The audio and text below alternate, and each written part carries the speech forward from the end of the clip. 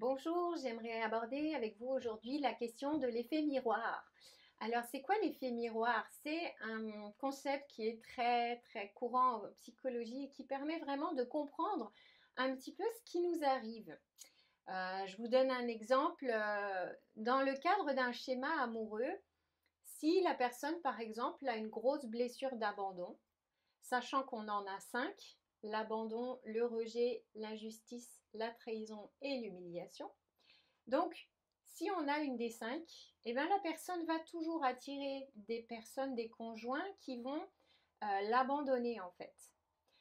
Pourquoi c'est important de savoir ça? Parce que très souvent, le réflexe qu'on a, c'est de tirer sur le messager et d'aller trouver des raisons pour lesquelles ces personnes nous ont abandonnés.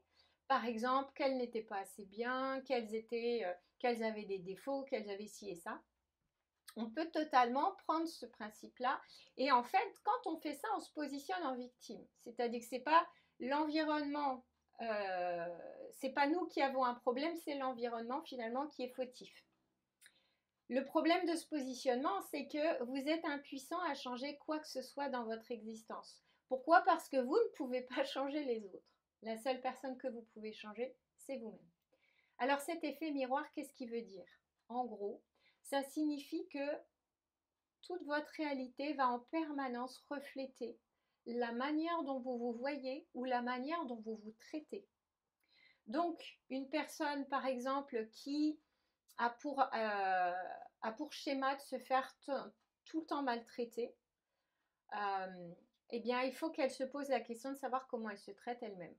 Ou bien si, par exemple, dans son histoire transgénérationnelle, il y a des personnes qui ont été maltraitées et que c'est une sorte de programme qu'elle a récupéré.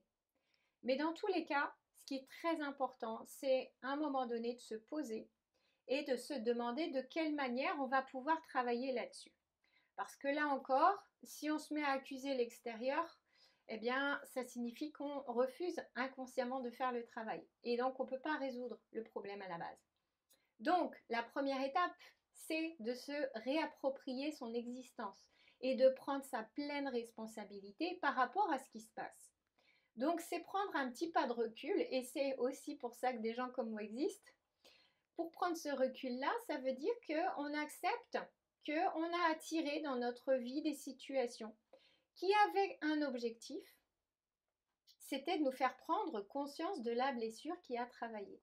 Pourquoi? Parce que la vie est très intelligente et nous resserre toujours le plat qu'on n'a pas fini de manger.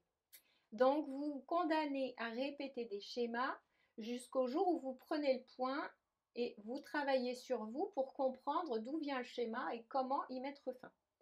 Quand vous faites ce travail-là systématiquement, vous prenez votre part dans les relations et c'est toujours du 50-50. Vous prenez votre part, vous assumez votre responsabilité et vous allez essayer de comprendre finalement qu'est-ce qui se joue derrière ces schémas qui se répètent.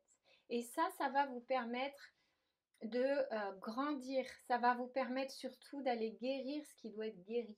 Quelqu'un qui a une grosse blessure d'abandon, ben, ça nécessite un sacré travail pour aller guérir cette partie en soi qui se sent en permanence abandonnée et qui appelle des schémas répétitifs d'abandon. Une fois que vous avez fait le travail, vous récupérez une énergie considérable. Et ce qui est magique, c'est que vous n'attirez plus les personnes qui vous abandonnent. Et vous n'avez rien à faire pour ça. Quand le travail il est fait, vous allez attirer à vous des personnes qui vont vous traiter de manière respectueuse si c'est la manière dont maintenant vous arrivez à vous traiter. Voilà, donc pensez bien à ça dans n'importe quelle situation de vie. Identifier quelle est ma responsabilité, comment je peux travailler là-dessus et qu'est-ce que je peux mettre en place comme stratégie pour aller guérir ce qui a besoin d'être guéri. Voilà. Je vous souhaite un bon voyage sur ce chemin-là parce qu'il vaut vraiment la peine.